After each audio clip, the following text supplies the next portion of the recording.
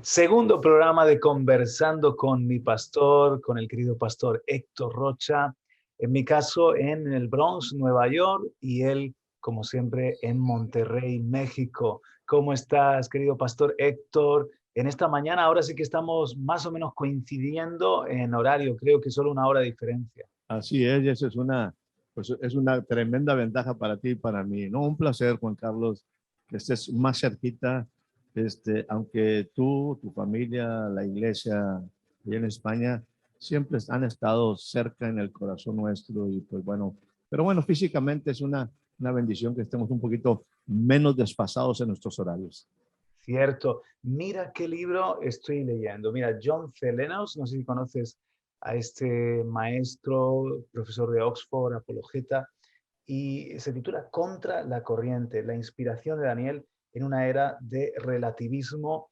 Entonces hace un viaje por el libro de Daniel, dejando el trasfondo histórico muy, muy claro, casi que a través de los ojos de Lenos te imaginas cómo era la Gran Babilonia, sus jardines colgantes, los diferentes templos, es imponente. Y por otra parte, cómo esos muchachos tienen que ser fieles a Dios en Babilonia, en un ambiente pagano, hostil, y sin embargo Dios los usa para revelar al Dios verdadero. Es un libro de Daniel Pastor lleno de reino que a mí me ministra mucho y que estoy conociendo mejor a través de este libro.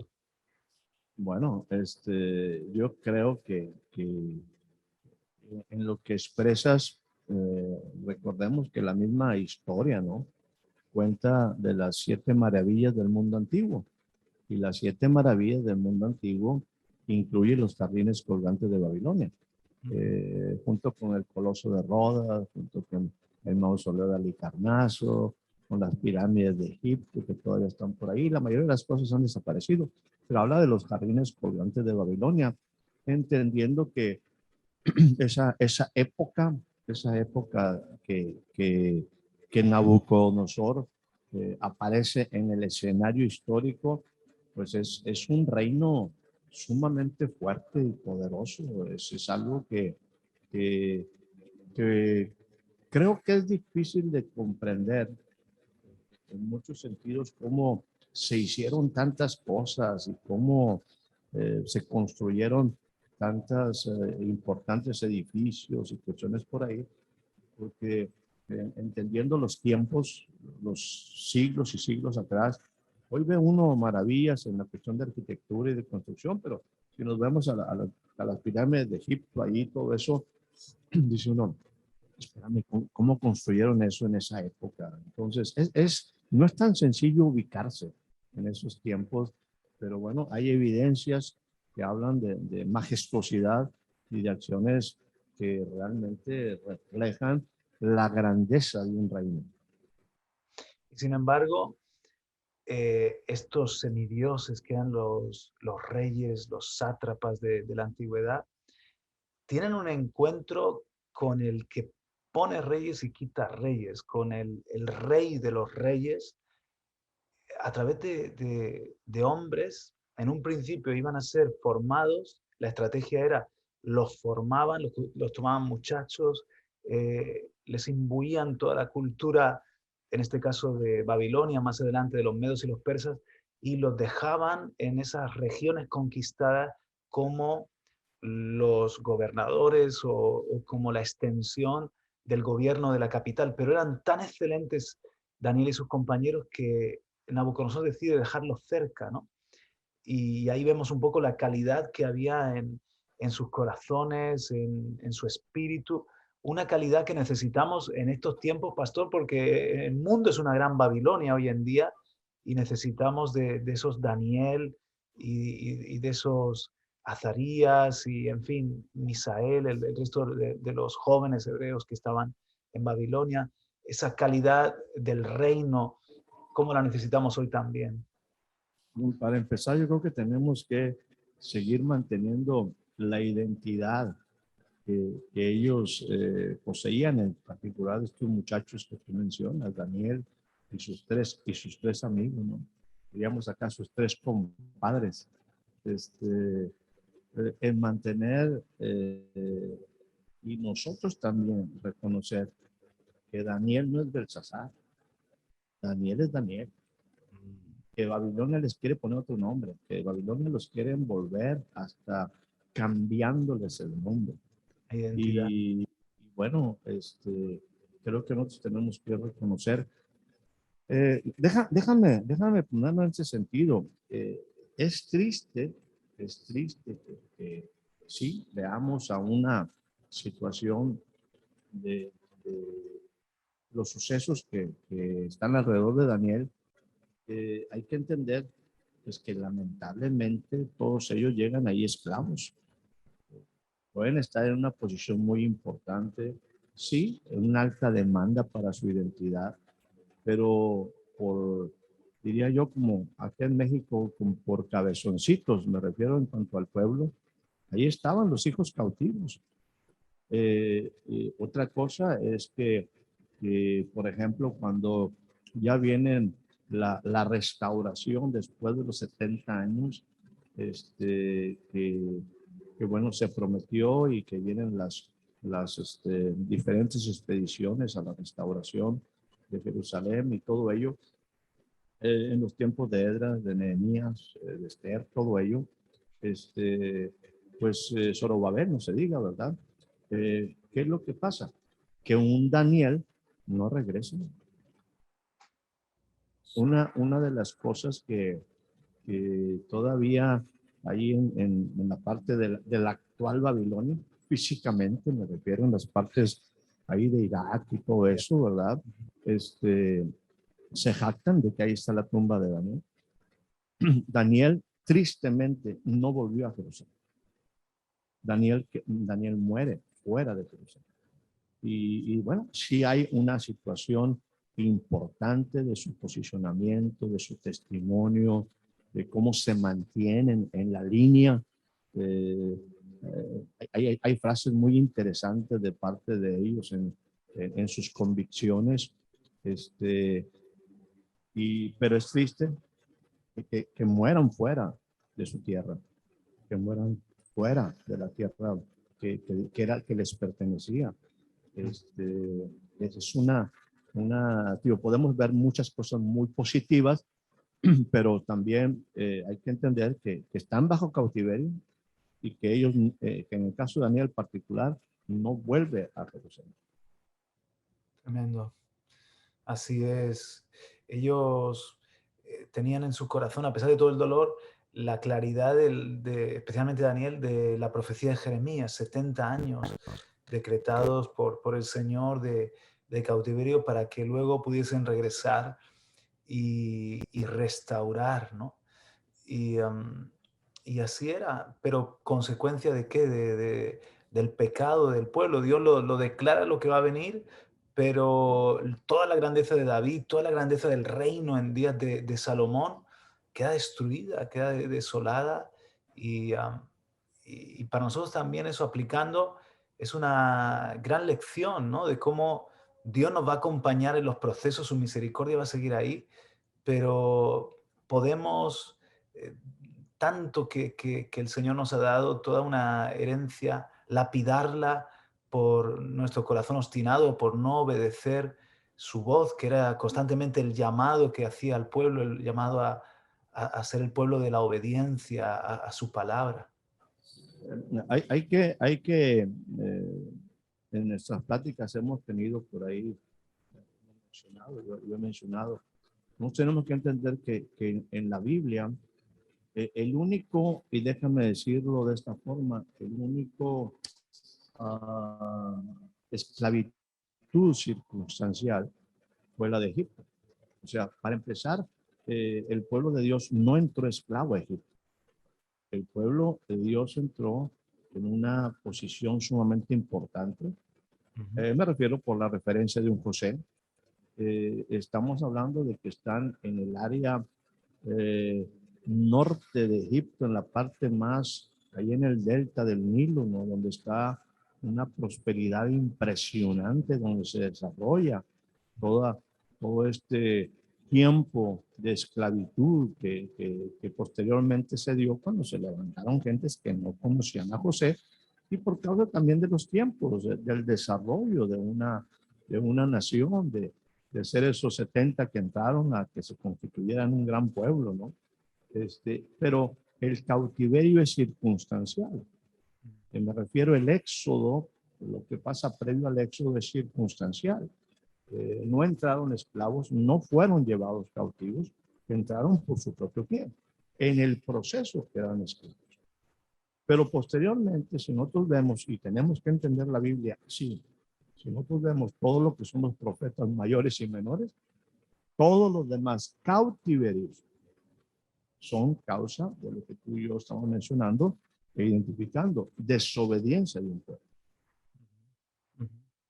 Así es, incluso ya en los días de los jueces, el proceso que se va repitiendo de que los entrega al cautiverio, claman, levanta un juez, son restaurados, vuelven otra vez a extraviarse. Es como el hombre que no aprende de la historia, que repite la historia, ¿no? A mí me daba siempre, como que no me gustaba leer mucho el libro de jueces, porque como que me emocionaba al ver quizás un poco de Jefté, un poquito de Débora, un poquito de los diferentes, Baruch y todos ellos. Y veías que el pueblo iba, pero en un tremendo tiempo de conquista. Y otra vez, y levantaba pues a un Sansón, ¿verdad? Y levantaba, o sea, había, y como que ahora sí vamos ganando y vamos para arriba, otra vez.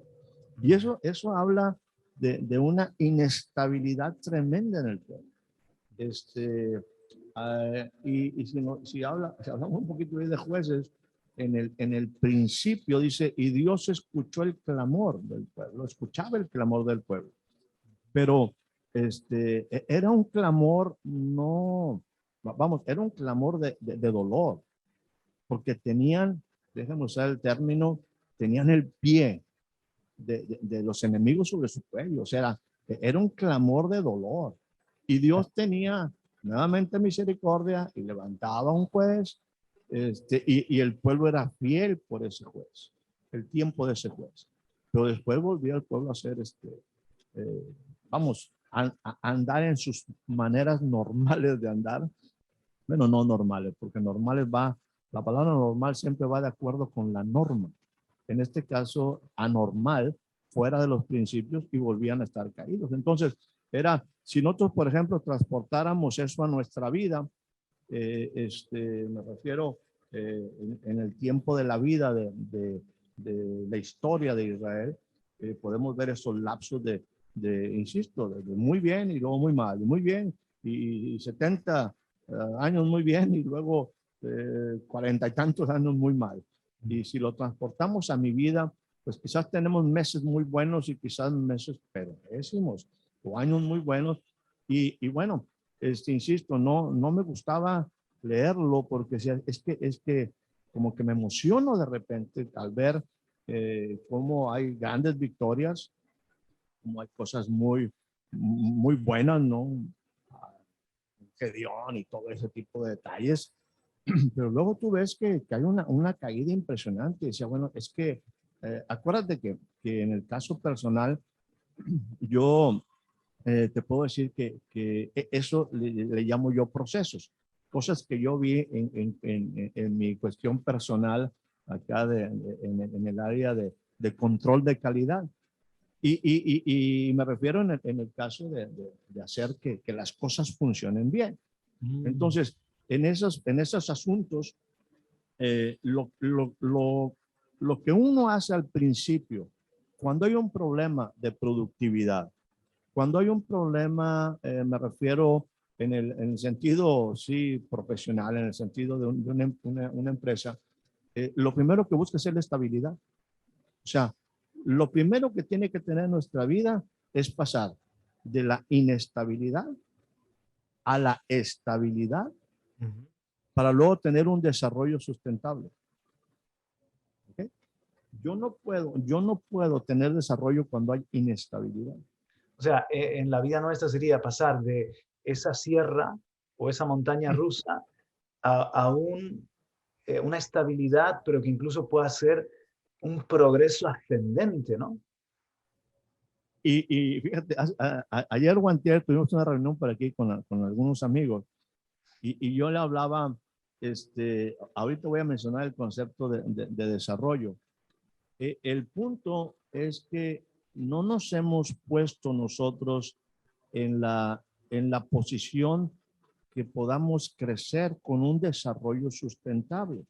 Lo que hacemos es generalmente tratar de mantenernos y sobrevivir aún en nuestras condiciones, pues, que todavía no estamos en la posición.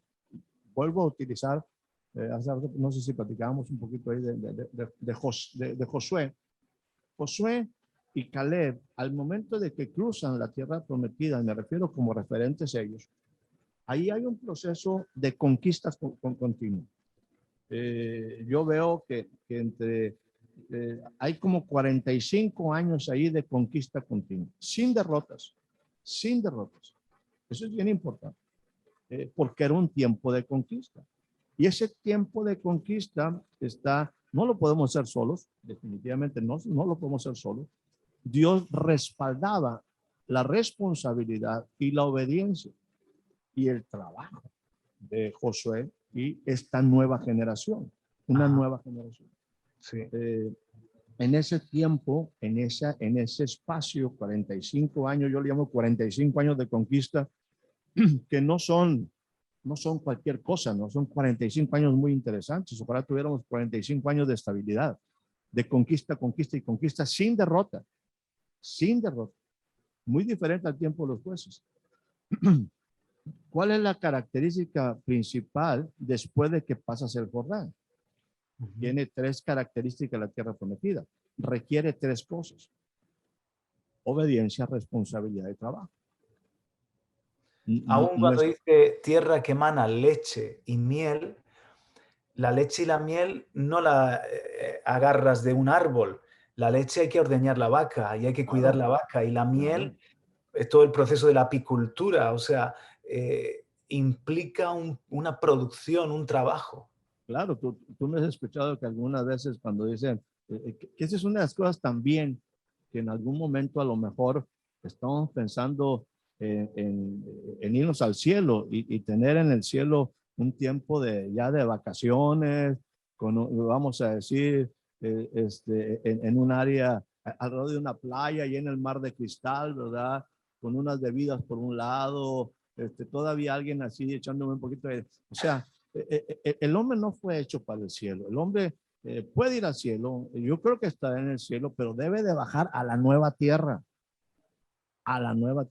donde Dios le va a dar a cada uno, vamos a decir, si yo no fui un buen administrador de mis finanzas, de mis 100 euros, de mis 100 pesos que recibo, ¿cómo Dios me va a dar la administración de una ciudad? O sea, es que hablamos de cosas que un día nos va a dar las riquezas. No, no, espérame. Dios no le va a dar a nadie algo que no sepa administrar. Él es un buen economista. Claro, si yo no fui un buen administrador de mi tiempo, acuérdate, la medida de nuestra vida se, se puede decir que tiene dos indicadores que son vitales. Si tú quieres saber cómo está tu desarrollo, tú tienes que saber cómo usas tu tiempo y tu dinero. Tu tiempo y tu dinero. Si tú y yo no sabemos utilizar tiempo y dinero adecuadamente, estamos echando a perder nuestra vida. Y yo diría que algo que es más fuerte es cómo utilizamos nuestro tiempo, cómo somos administradores de nuestro tiempo, de la vida que nos ha sido regalada y Claro que sí. también de las finanzas que nos son provistas. Entonces, nosotros pensamos que Dios nos va a dar todo gratis porque hemos sido muy buenos aquí en la tierra y hemos sufrido muchísimo. No, no. Eh, todo tiene una razón. Ahora, volviendo así, ya hice una mezcla entre José y los tiempos de jueces. Cierro jueces. En el caso de la inestabilidad. Y te mencionaba también que platicaba por ahí con algunas personas.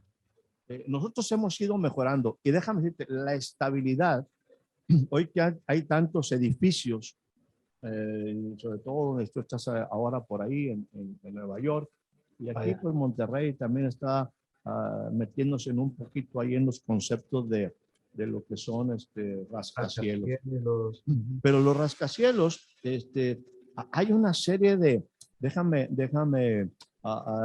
de subterráneos, donde hay muchos niveles de aparcamiento, de estacionamiento, diríamos acá en México, donde tú puedes parquear tu carro, donde tú estacionas tu coche.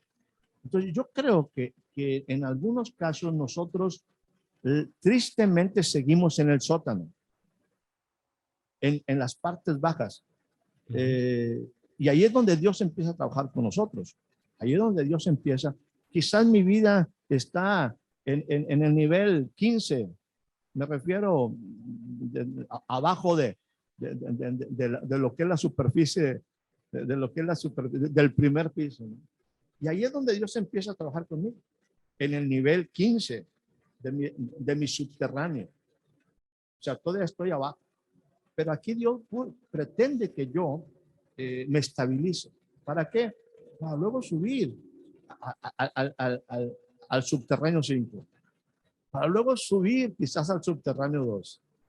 Para luego subir quizás al subterráneo 1. O sea, Dios lo que busca es que nosotros estemos estabilizados, para que no haya todas esas variables. Es imposible, insisto, controlar, desarrollar una vida, un proceso de vida sin estabilidad. Y la estabilidad, ahorita en lo que tú mencionabas, quizás nuestra vida va así, bueno, y todos estos picos de abajo, bueno, aquí tenemos que estabilizarnos abajo, aunque sea muy por debajo de lo que se espera de nosotros, para luego de ahí empezar a tomar pasos, acciones, tomar decisiones que me permitan ir ascendiendo, hasta que un día pueda ver la luz del sol. Creo que en algunos casos nuestra vida sigue en los sótanos y no es malo si tengo un proceso, si tengo un plan para desarrollar y un día estar en la luz. Ujú. O sea, hay muchas ocasiones que solamente es más, te lo pondría de esta manera, la iglesia se sigue solamente defendiendo. La iglesia sigue solamente subsistiendo.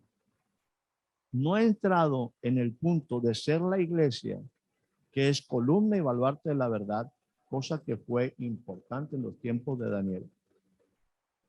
No hemos llegado todavía a que la iglesia sea capaz de ir y afectar las mismas puertas del Hades.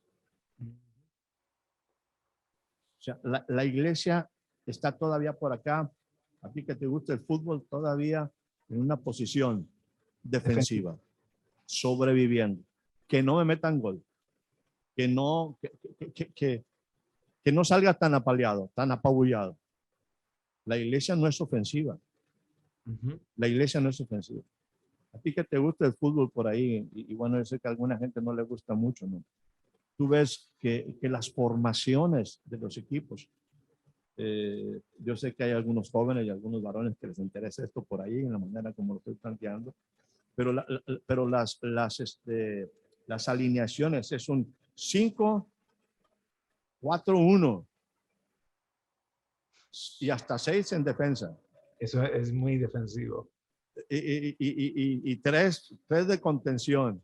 Eso es jugar al contragolpe. Yo no en punta, ¿no? El Bayern Múnich juega al revés.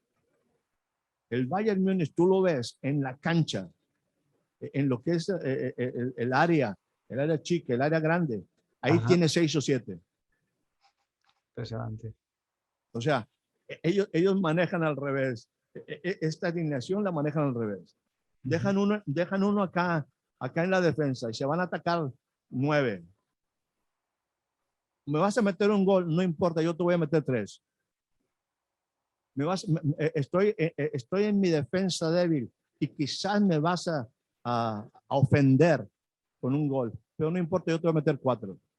La mejor defensa es un ataque, dicen por ahí. Un ataque. Entonces, en este sentido, la iglesia es súper defensiva, evasiva. Seguro que Pues, cuando nos están escuchando en este Conversando con mi pastor, nuestros amigos, este es un programa que lo tenemos en podcast, que lo tenemos en YouTube y por supuesto que lo emitimos en abierto también en nuestra app de Vida RTV y en las redes sociales lo tenemos, pero y alguien que nos está escuchando dice, oye, vale, y yo estoy en el sótano, ¿cómo subo? Yo estoy en ese aspecto a la defensiva, ¿cómo plantear una ofensiva en una forma sostenible, en una forma realista? bueno, hay cosas interesantes. Déjame utilizar algo que solamente Dios puede hacer. Y bueno, nos metimos un poco ahí con el libro de Daniel, pero quiero que veas algo en la vida de Nabucodonosor. Estamos platicando y yo estoy también aquí tratando de improvisar algunas cosas porque sí tenemos una idea de lo que queremos compartir, pero bueno, van saliendo las cosas. Mira, Daniel 4:4 dice lo siguiente: yo, Nabucodonosor, estaba tranquilo en mi casa y próspero en mi palacio. Y uno dice, oye, a ver, pero si es un rey pagano, pero si ni siquiera en un momento es tan cristiano como yo. Tranquilo en mi casa y próspero en mi palacio. ¿Hace cuánto que tú no estás tranquilo en tu casa y próspero en mi palacio, Héctor Rocha? No estoy hablando de ti. Iba a contestar. O sea, nosotros ni estamos en nuestro palacio, ni estamos tranquilos, y no estamos prósperos. ¿Sí? ¿Por qué? Hay un problema serio. Ahora, esto mismo que estoy compartiéndote, lo vivió David, otro hombre de reino. David, si mal no recuerdo, es 2 de Samuel, capítulo 7, por ahí. Dice el relato. Cuando el rey sucedió que cuando el rey estaba en su casa, porque Dios le dio paz de todos sus enemigos en derredor. Perdona, creo que ahí dice solamente le dio paz de todos sus enemigos. Nosotros no podemos conquistar si los enemigos están en derredor. Nosotros no podemos tener tranquilidad si los enemigos están en derredor. En el caso muy particular de David, hay un momento en la vida de David. Tú sabes, David pasa por todo un proceso muy compleja.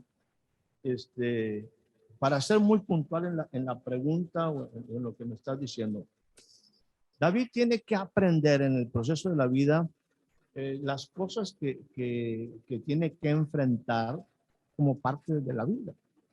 David aprendió, escúchame en forma general, David aprendió porque vino un león a derrotar al león, porque vino un oso a derrotar al oso. La vida es una vida de conquista. Yo tengo que aprender a que cuando aparece un león, saber derrotar al león. Cuando aparece el oso, que parece que es un poco ya más fuerte, yo tengo que aprender a derrotar al oso. ¿Qué pasa en la vida de un David? ¿Ahí se acabó el problema? No, no, no. Acuérdate, cuando la Biblia me dice a mí que yo voy de gloria en gloria y de victoria en victoria, quiere decir que voy de lucha en lucha. De batalla en batalla. Nosotros queremos, si volvemos al fútbol, nosotros queremos ganar cuando no se presenta el oponente. por default. Queremos así que nuestra vida, no, es una vida de conquista. Pero yo tengo que tener un entendimiento de cómo conquistar. Ahora, voy a lo siguiente. David tuvo que aprender a lidiar con el león primeramente. Este sótano número 20 quizás implica enfrentar un león. El sótano número 15 implica vencer un oso. El sótano número 10 implica Ahí viene el gigante. encontrarme con un gigante. El sótano número 5 implica, porque ya se empieza a complicar la subida. Yo tengo que enfrentar a un Saúl. Y si tú y yo queremos entrar a la luz, tenemos que enfrentar a un enemigo que es sumamente poderoso. Yo mismo.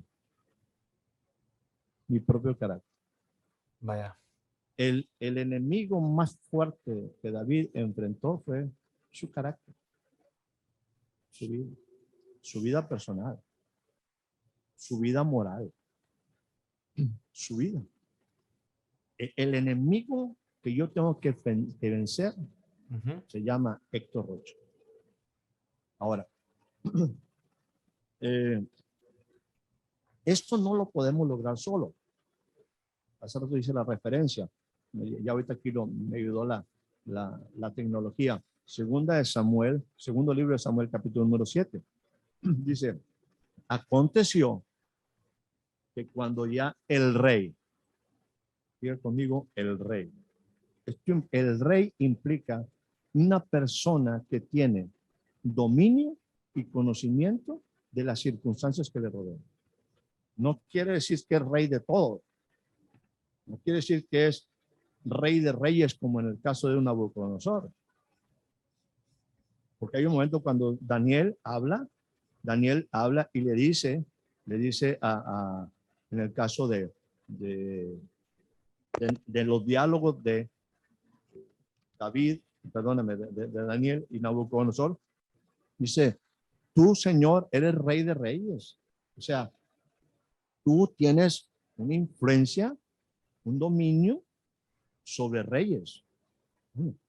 En algunos casos, lo único que yo tengo que ser rey es de mis circunstancias que me rodean, de mi territorio de responsabilidad, de mi asignación.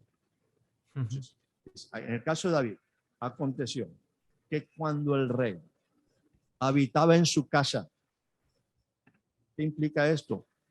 Tu lugar de pertenencia, tu morada original, tu lugar de fuerza, de seguridad. Simplemente tu casa implica el lugar de tu pertenencia. ¿Okay? Ahora, esta posición de David, dominio, de ahí viene la palabra, en inglés es el dominio de un rey. Claro. Es kingdom, dominio de un rey. Entonces, yo tengo que dominar las circunstancias aún de estar en el sótano 20. Ahí tengo que enfrentar un león. En el sótano 15 tengo que enfrentar un oso. Yo tengo que tener dominio. Que las circunstancias no me gobiernen a mí, sino que reine la gracia y el dominio propio. Es eso también, ¿no? El aprender a gobernar mi carácter, a gobernar mis decisiones, ser reactivo, no ser impulsivo. Aplicar el reino en una forma muy, muy personal y del día a día es el gobierno del espíritu en nosotros, ¿no? Sí, pero vamos a decir, yo creo, y por eso así te lo planteé, que eso es un área muy complicada, lo que tú estás diciendo, en una manera, vamos a decir, total, en una manera, vamos a ponerlo amplia, en el sentido amplio de la palabra. En cierta manera, para David fue fácil, digámoslo de esta manera, destruir un león. Para David fue fácil vencer al oso. Dentro de las circunstancias, porque Dios estaba con David, no fue tan complicado el vencer a Goliat. Él respetó el asunto de su relación con alguien cercano como era Saúl y gente muy en pacto como era la vida de él con Jonatán. El problema de David se da al final. El enemigo más complicado a vencer soy yo mismo. Por eso lo que tú estás mencionando ahorita es donde ahora es el reino de Dios, el gobierno de Dios debería de empezar con lo que dice autogobierno, self-government, es dominio propio. Eso fue lo que en un momento es una problemática y le pasa en el caso de David y en el caso de Nabucodonosor. Ahora en el caso de Nabucodonosor dice, yo estaba en mi casa, próspero, en mi palacio, o sea, en mi zona de confort, estoy en mi mejor nivel de vida.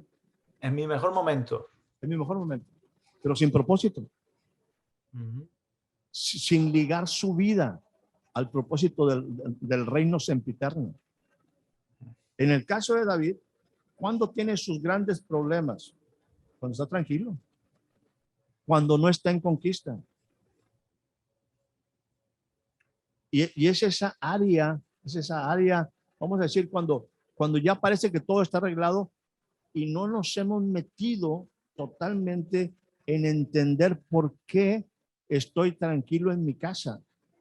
Ahora, en el caso, por ejemplo, de lo que dice aquí, segundo libro de Samuel, capítulo número 7, dice que cuando el rey habitaba en su casa, dice de esta forma, después de que Dios le dio reposo de todos sus enemigos en derredor. ¿Sí? Después de que Dios le dio reposo de todos sus enemigos.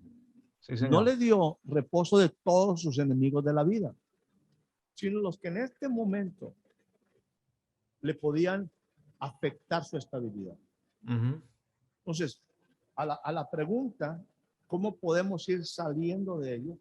Tenemos que entender que eso es solamente que Dios no lo dé. Y eso implica obediencia, eso implica responsabilidad, eso implica estar en los estatutos de Dios. Eso implica que Dios me va a dar tiempos de paz, tiempos de estabilidad, para poder dominar mi presente entorno. Y en base a ese dominio, paso al siguiente nivel. Y en base a la estabilidad en este nuevo nivel, aunque sea en el sótano número 20, pero yo voy proyectando mi vida a un crecimiento que sea sustentable. Pero a mí me parece también en esto muy importante lo que Jesús dijo, los gentiles buscan ansiosamente todas estas cosas. A lo mejor para una persona que su Dios es el hedonismo o solamente aspira a ser feliz y sufrir lo menos posible, el tener lo que tenía Nabucodonosor era ya llegar al cenit, a la cumbre del monte de su vida. Pero dice, mas vosotros buscad primeramente el reino de Dios y su justicia. O sea, ¿para qué? ¿Hacia dónde voy? ¿Con qué propósito? Son preguntas que son importantes también. Y definitivamente el versículo que tú acabas de mencionar es un versículo clave. Eso es cuando yo utilizo la palabra responsabilidad, cuando yo utilizo la palabra obediencia. Primeramente es una expresión de orden. Hay un primeramente. Hay un primero. Hay un orden. Pero después hay un segundo. Hay un tercero. Hay un cuarto.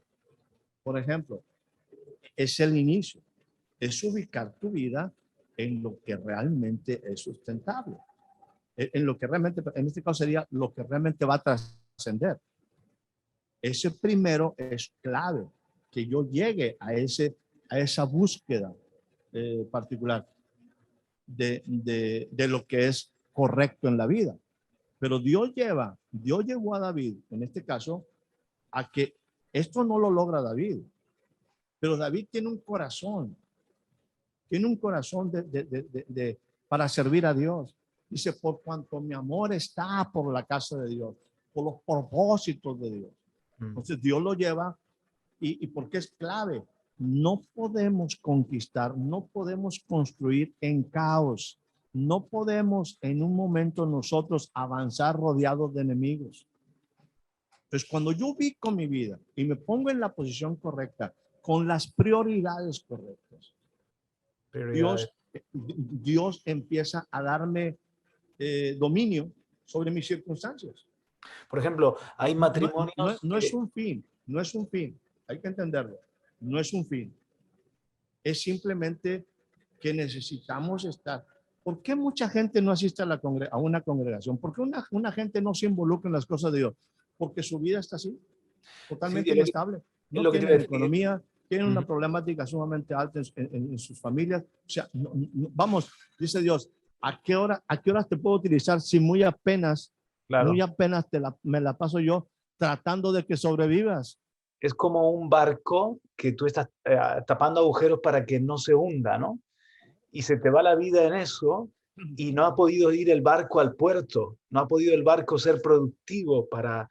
Y eso es muy triste cuando tú, por ejemplo, haces un balance y dices, oye, se me fue la vida primero con los problemas míos, luego con los problemas de mi matrimonio y luego con los problemas de los hijos o de los nietos. Y realmente Dios no ha podido a lo mejor cumplir su plan en mí o su propósito.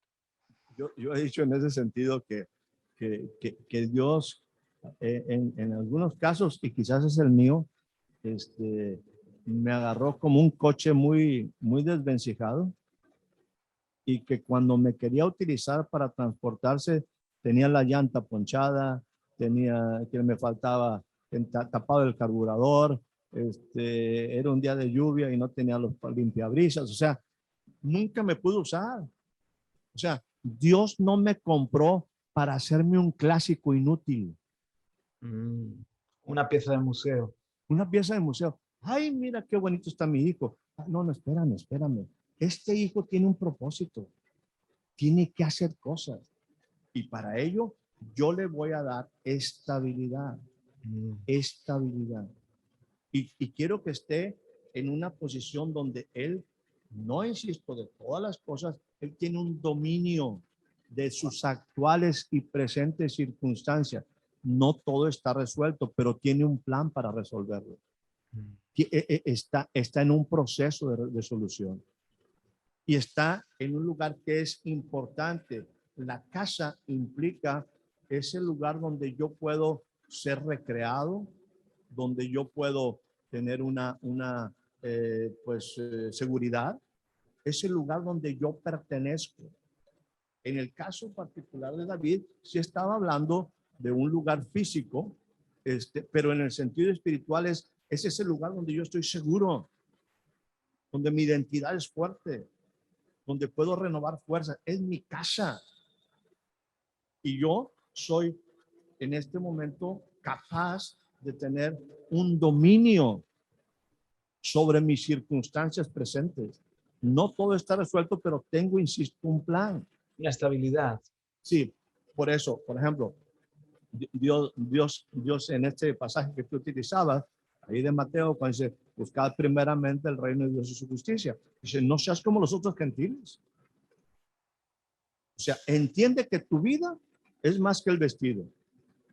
Entiende que tu vida es más que en un momento el alimento. O sea, entiende, lo que yo quiero es que tú tengas estabilidad, tengas lo necesario para vivir. No te voy a dar una ropa, vamos a decir, de marca, te voy a vestir con dignidad. Si tú te metes en un problema de andar buscando cosas que no son, alterando tu economía, ¿entiendes? Yo te voy a proveer a ti para que tú te puedas dedicar a mi propósito. Yo voy a producir en ti lo esencial, lo necesario, lo básico, para que no estés preocupado. Eso se llama estabilidad. ¿Por qué nosotros entramos en una inestabilidad? ¿Por qué? Porque a lo mejor Dios quiere que viva en un piso de 2 habitaciones, pero yo quiero un piso con 4 habitaciones y alberca, piscina, y me meto en un problema. Entonces, Dios quiere que yo viva. Vamos, soy su hijo. Él quiere que yo viva con dignidad. Él quiere restaurar mi dignidad. Él quiere darme. Y yo tengo que estar agradecido con lo que Dios me da. Ahorita mencionabas tú una palabra. Según lo que yo veo en Eclesiastés, para mí, déjame ponerlo de esta forma. La vida debajo del sol, vuelvo a insistir que el sabio que se va a la necedad y a la locura, cosa que fue imprudente, analizar todo bajo ese punto. La vida debajo del sol, él dice, yo veo a justos que viven como si fueran impíos y veo impíos que en un momento pues, les va tan bien como si fueran justos. Dice, no entiendo ese tipo. Bueno, es que la vida debajo del sol es una vida que se puede vivir maravillosa, pero sin propósito. Ajá. Entonces, llega un momento donde dice, mira, no hay más. Hay que entender que él no conocía a Jesús.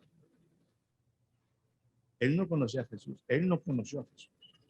Entonces, no hay más que el hombre coma, beba, goza de la mujer de su juventud, goza del trabajo. No hay más que eso. Y ahí tú puedes ver que mucha gente puede vivir y ahí hay la medida de la vida debajo del sol es la felicidad. Fíjate, la medida de la vida debajo del sol es la felicidad.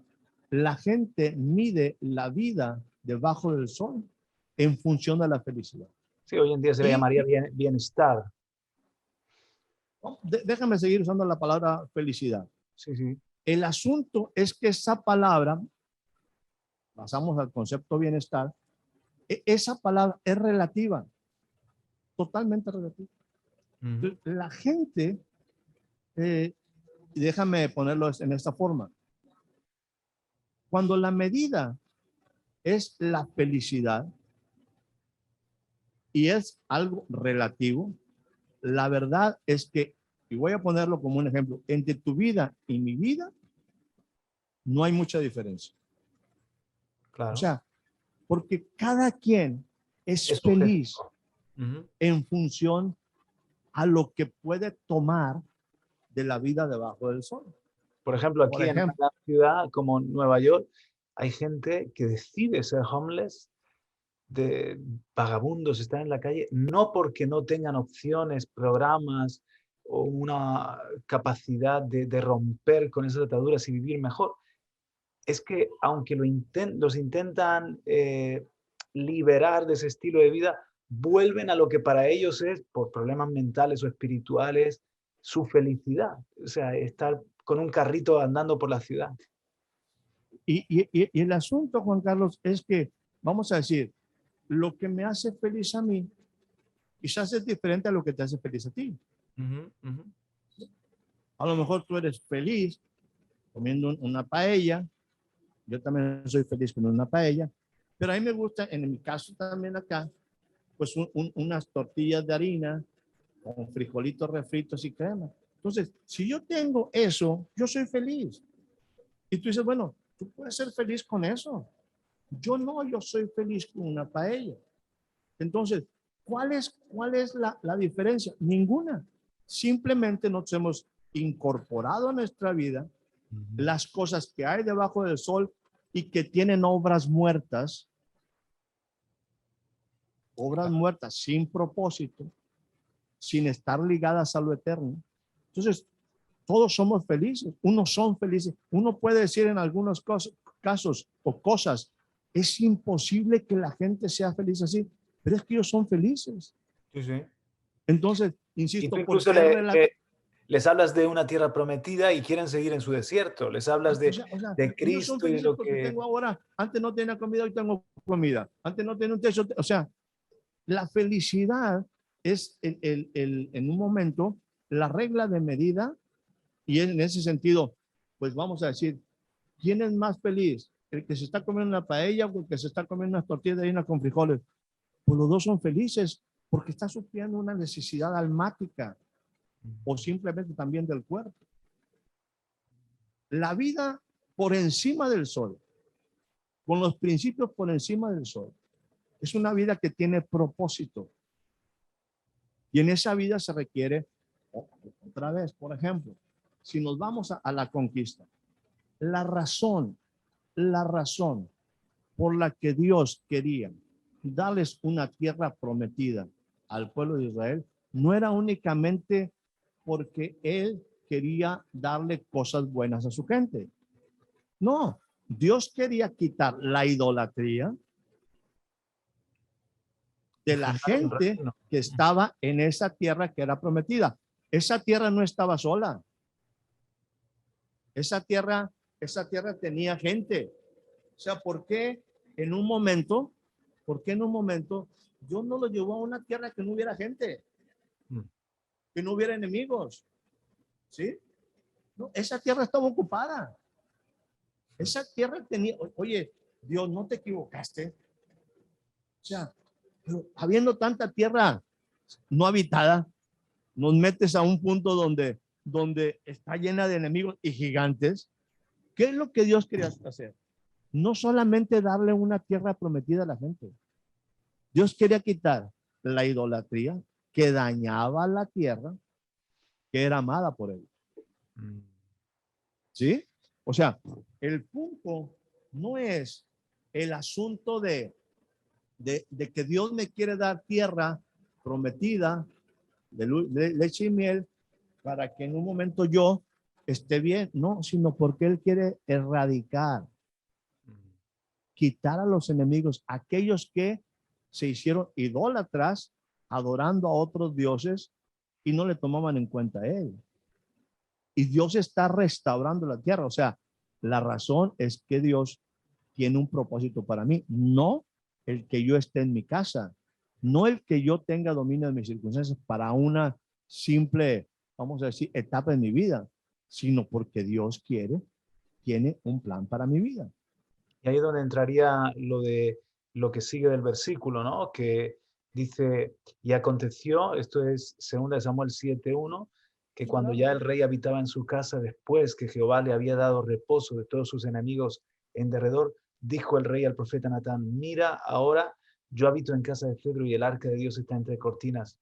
O sea, y Natán dijo al rey, anda y haz todo lo que está en tu corazón porque Jehová está contigo. Ahora quiere David edificar algo que ya no es para él, trasciende, es para Dios, una casa para Dios. Eso es volver en sí. Esa es otra vez, volver al pensamiento, cosa que le pasó a Naamán, cosa que le pasó al mismo Nabucodonosor. El famoso arrepentimiento que hablábamos la ocasión anterior. Si tú ves, por ejemplo, en el caso de Naamán, hace poco yo compartía en uno de los podcasts por ahí, que la vida de Naamán, pues nos gusta mucho el punto donde Naamán pues es sano y que su piel vuelve a ser como la de un niño y que la lepra se erradica, que es sano de la lepra. En el contexto, fíjate, dice que Naamán era hombre valeroso a los ojos del rey de Siria, un hombre importante. Dice, porque Dios había libertado a Siria por mano de Naamán. O sea, Dios tenía un propósito para Naamán. El punto es, y yo me hacía la pregunta, ¿dónde terminaría Naamán? ¿Como una persona sana? ¿Solamente? ¿Qué pasaría con su vida? ¿Habría sido capaz de cambiar su pensamiento? ¿Sus yo decía? ¿Sus yo pensaba? ¿Para qué Dios me sanó? Ser sano no es un fin. Es para qué vas a ser sano. Estamos hablando hoy mucho de eso. Ser salvo no es un fin. Es para qué soy salvo. Y yo me quedo en un momento con que en rato ni somos sanos y perdóname, ni somos salvos. Porque vivimos en una problemática continua de los mismos problemas, en esa inestabilidad. Ahora no hay un enemigo y estoy muy feliz, pero ahora viene un enemigo y me hace garras y estoy en una inestabilidad. Y lamentablemente los enemigos son muchas veces los mismos. ¿Qué te parece si dejamos el programa, que se nos ha agotado el tiempo, aquí conversando con mi pastor y damos una continuación a esta serie de ideas en el próximo encuentro? Porque me parece un tema muy interesante, cómo salir de esa inestabilidad o de una vida que no tiene utilidad y propósito, a realmente entrar al plan de Dios, de ir de gloria en gloria y de conquistar eso que es el propósito que tiene para cada uno de nosotros. ¿Te parece bien, pastor? Me parece excelente. Solamente mencionar en el caso de Nabucodonosor, tratando de cerrar un poco ahí. Acuérdate de esto. Para que Jesús pudiera hablar de reino, tenía que haber la evidencia de reinos en la tierra. Por eso Dios, empezó a hablar acerca de los reinos, o más bien dejó transcurrir el tiempo de los reinos, del reino de Asiria al reino de Babilonia, al reino medo-persa, al reino griego, al reino romano. Y aparece cuando hay una hegemonía, cuando hay una fuerza de reino, cuando hay un dominio en un momento de un territorio muy amplio, porque todos esos reinos fueron cada vez más grandes, más poderosos. Y te dejo algo que simple y sencillamente ha sido una bendición para mí, de lo que Dios quiere hacer. Daniel 2:44, y con esto concluimos, si te parece. Dice, sí. Me gusta mucho, lo dejo como un fin, y seguiremos platicando. En los días de estos reyes, en los días, diríamos, en los días de estos reinos, el Dios del cielo, ya lo están marcando ahí muy bien, en los días de estos reinos, en los días de estos reinos, el Dios del cielo, la acción del Dios del cielo, es que le va a levantar un reino que jamás será destruido. Y este reino no será entregado a otro pueblo. Wow. Entonces, hay que entender algo que es clave y tú lo sabes muy bien. Jesús. La iglesia no es un fin. La iglesia no es un fin. La iglesia es el medio para establecer el reino. El problema es que la iglesia se ha quedado encerrada en un montón de prácticas sin ser un elemento de conquista. Estoy hablando de una forma muy general. No estoy diciendo que no tiene victorias. No estoy diciendo que no se salvan personas. No estoy diciendo que no llega, déjame decir, el reino a un hogar. Estoy diciendo que no hemos sido capaces de impactar las naciones en el mundo porque nos hemos quedado con buenos logros, pero no suficientes logros. Dios, en medio de los reinos de este mundo, en las fuerzas de este mundo, en los reinos que operan ahora en estos días, en medio de ellos, levanta un reino. ¿Quién lo hace? Dios. Un reino que no será jamás destruido. Y Jesús es el que inicia el proceso del establecimiento del reino de Dios. Pero tenemos que entrar en modo aprender. Me parece apasionante ser parte de ese reino, ¿no? Sentir que algo tan central en la historia del ser humano como el establecimiento de un reino eterno, porque todos los otros reinos pasarán. El Señor lo está haciendo y cuenta con cada uno de nosotros. Qué emoción, ¿no? Y privilegio decir, soy parte de ese reino. Solamente que Dios tiene procesos y Dios me capacita para que su reino en mi vida también prospere, progrese, hacer mi parte, cada uno de nosotros hacer nuestra parte, ¿no? Definitivamente, y tú lo mencionaste en una manera muy propia. Esa es la razón por la cual llega el Espíritu Santo a nosotros. El fruto del Espíritu es amor, gozo, paz, paciencia, es estabilidad, es templanza, autogobierno. ¿Sí? Entonces Dios provee todo para traer estabilidad a mi vida, para Aleluya. poder ser Ujú. usado en sus propósitos. Amén. Me ha encantado conversar contigo como siempre, mi pastor. Te mando un abrazo muy fuerte y te emplazo para la semana que viene. Estamos en el punto. Un saludo a todo el mundo y especialmente para ti, la familia. Y un saludo a la gente de Nueva York. Un abrazo, mi hermano. Gracias. Parte, hasta pronto. Hasta pronto.